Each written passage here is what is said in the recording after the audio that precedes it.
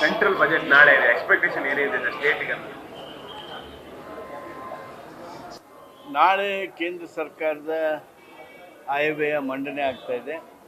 ನಮ್ಮ ಕರ್ನಾಟಕದ ಪ್ರತಿನಿಧಿಗಳಾಗಿರ್ತಕ್ಕಂಥ ನಿರ್ಮಲಾ ಸೀತಾರಾಮನ್ ಅವರು ಬಜೆಟ್ ಮಂಡನೆ ಮಾಡ್ತಾ ಇದ್ದಾರೆ.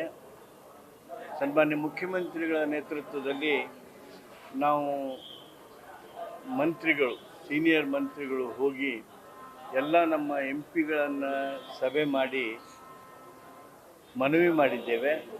ನಮ್ಮ ಹಲವಾರು ಯೋಜನೆಗಳನ್ನು ಪೂರ್ಣಗೊಳಿಸೋದಕ್ಕೆ ಸಹಾಯ ಕೇಳಿದ್ದೇವೆ. ಹೊಸ ಹೊಸ ಯೋಜನೆಗಳನ್ನು ತರೋದಕ್ಕೆ ಒತ್ತಾಯ ಮಾಡಿದ್ದೇವೆ. ಆ ಹಿನ್ನೆಲೆಯೊಳಗೆ ಮಾನ್ಯ ಮುಖ್ಯಮಂತ್ರಿಗಳು ಏನು ಪ್ರಯತ್ನ ಮಾಡಿದ್ದಾರೆ, ಆ ಹಿನ್ನೆಲೆಯೊಳಗೆ ನಮ್ಮ ನಿರೀಕ್ಷೆ ಬಹಳಷ್ಟಿದೆ. ಹೊಸ ಯೋಜನೆಗಳು ಬರಬೇಕು. ಅದರಾಗ ಕುಮಾರಸ್ವಾಮಿ ಅವರು ಕೆಲವು ಭರವಸೆಗಳನ್ನು ಕೊಟ್ಟಿದ್ದಾರೆ. ಕರ್ನಾಟಕದ ಬಗ್ಗೆ ಕೆಲವು ಕಾರ್ಯಕ್ರಮಗಳನ್ನು ರೂಪಿಸ್ತೀವಿ ಅನ್ನುವಂಥ ಮಾತನ್ನು ಹೇಳಿದ್ದಾರೆ. ಇವೆಲ್ಲ ರಾಜಕೀಯ ಹಿನ್ನೆಲೆಯೊಳಗೆ ನಮ್ಮ ನಿರೀಕ್ಷೆ ಭಾಳ ದೊಡ್ಡದಿದೆ.